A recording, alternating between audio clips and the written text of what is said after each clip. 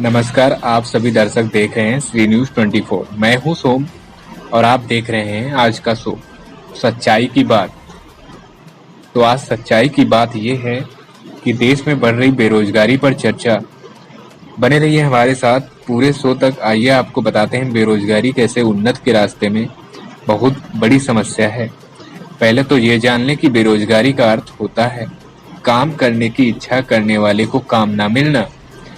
आज भारत को बहुत सी तरक्की मिली है। भारत एक विकासशील देश है, लेकिन इसी देश में आज का युवा जो कि भटक रहा है बेरोजगारी की गलियों में। और समस्या आज की ही नहीं है, या तो कई वर्षों से होता चला आ रहा है। आपको मालूम है कि प्राचीन काल में हमारा भारत पूर्ण रूप से संपन्न देश था। इसी वजह से इसे सोने की चिड़िया भी कहा जाता था। आपको बता दें कि बहुत सालों से इस समस्या को दूर करने की कोशिशें निरंतर की जा रही हैं, लेकिन अभी तक किसी को भी सफलता नहीं मिल पाई। इसकी वजह से बहुत से परिवार आर्थिक दशा से खोखले हो चुके हैं। बता दें कि आर्थिक योजनाओं में यह सबसे बड़ी रुकावट है। हमारे देश में आर्थिक योजनाएं तब तक सफल नहीं हो पाएंगी जब तक बेरोजगारी की समस्या खत्म नहीं हो जाती पूर्ण रूप से। बता दें कि आज हम स्वतंत्र तो हैं, लेकिन अभी तक आर्थिक दृष्टि से सक्षम नहीं हुए हैं।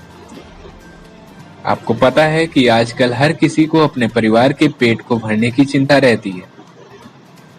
सुख शांति चैन सब कुछ गंवा के बस पैसे कमाने की होड़ में लगे हुए हैं।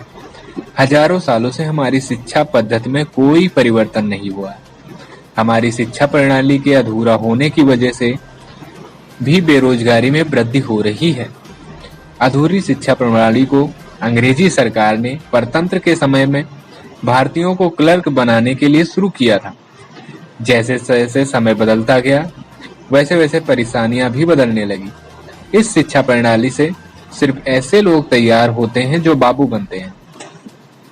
जवाहरलाल नेहरू ने कहा था कि हर साल लाखों लोग शिक्षा प्राप्त करने के बाद नौकरी के लिए तैयार होते हैं, लेकिन हमारे पास नौकरियां बहुत ही कम होती हैं।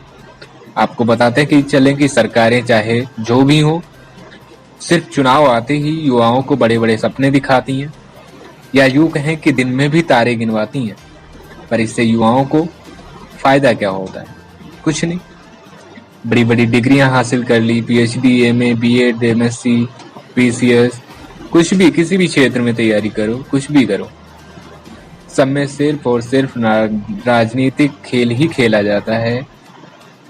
आज हमारे युवा साथी ट्विटर पर अपना धरना दे रहे हैं, रोजगार देने की मुहिम चला रहे हैं। #मोदी रोजगार दो पर शायद आज सरकार को ये नहीं दिख रहा, क्योंकि उन्हें सिर्फ और सिर्फ चुनाव के टाइम ये युवा किसान सब याद आते हैं। उसके 5 साल बाद तक आवाज नहीं निकलती। भर्तियां सिर्फ अखबारों में, न्यूज में, विज्ञापन में निकलती हैं। और सबसे मजेदार कहें तो, या बुरी बात कहें, उसी विज्ञापन में ही भर्तियां हो जाती हैं। युवा साथियों की बात सरकार की कानों तक पहुंचाने के लिए हमने पूरी कोशिश की।